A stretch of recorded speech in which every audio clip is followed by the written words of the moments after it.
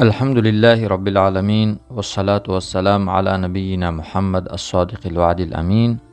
اما بعد، السلام علیکم و رحمت الله و برکاته. دوستان عزیز، درباره دعای پیش از افطار صحبت میکنیم ان شاء الله. پیش از دعا را خواندن حدیث هست از رسول اکرم علیه السلام که 3 نفر هست که دعای آنها در نزد الله رد نمی شود، حتما قبول می شود. یکی از آنها دعای شخصی روزدار است. پیش از این که افطار کنید، تقریبا 5-10 دقیقه پیش از افطار هنگام اجابت دعا است برای انسان روزدار. از الله طلب جنت کنید و نجات یافتن، دور شدن از دوزخ را از الله بخواهید و طلب توفیق و هدایت از جانب الله، بخشیده شدن گناه ها، فرزند صالح،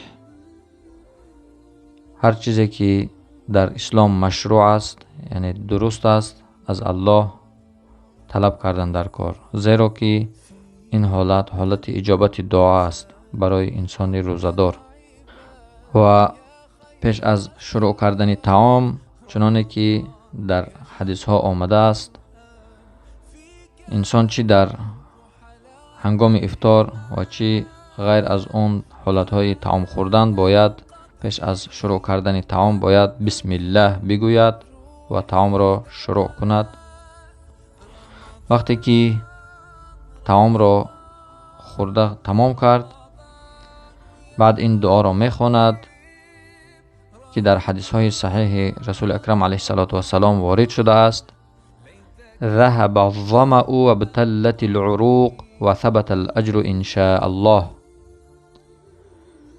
تشنگی رفت و اون رگهایی که هنگام روزه داشتن خشک می شوند سیراب شدند و اجر و پاداش و مکافات باقی ماند ان شاء الله.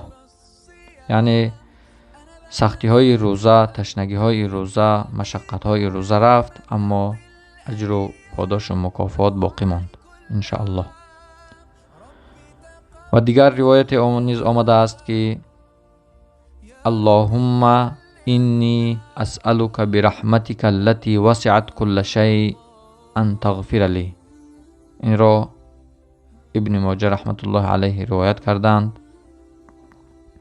بار الها، من از تو میپرسم به آن رحمتیت که در بر گرفته است همه چیز را. از تو مسئلت دارم این که ببخشای گناهان من را.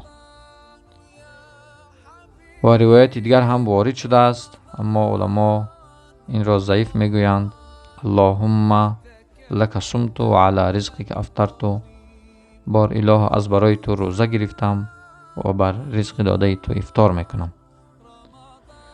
الله ذوالجلال در این روزهای باقی مانده ماه مبارک رمضان روزه صادقانه، خالصانه را برای هر یک ما گرفتنش را نصیب روزه گرداند که چشمهای ما روزه بگیرند، زبان ما از غیبت و دروغ و بهتان و تهمت روزه بگیرند و گوشهای ما از گوش کردن چیزهایی که در اسلام حرام است روزه بگیرند. یعنی تمام بدن ما بغیر از خوردن و نوشیدن همه اعضای ما روزه بگیرند، در اجر و ثوابی که الله برای روزه‌داری که خالص به خاطر رضای الله روزه میگیرد نوشته گردانده باشد. و صلی الله تعالی و سلم علی خیر خلقه محمد و آله و اصحابه اجمعین. و السلام علیکم و رحمت الله و برکاته.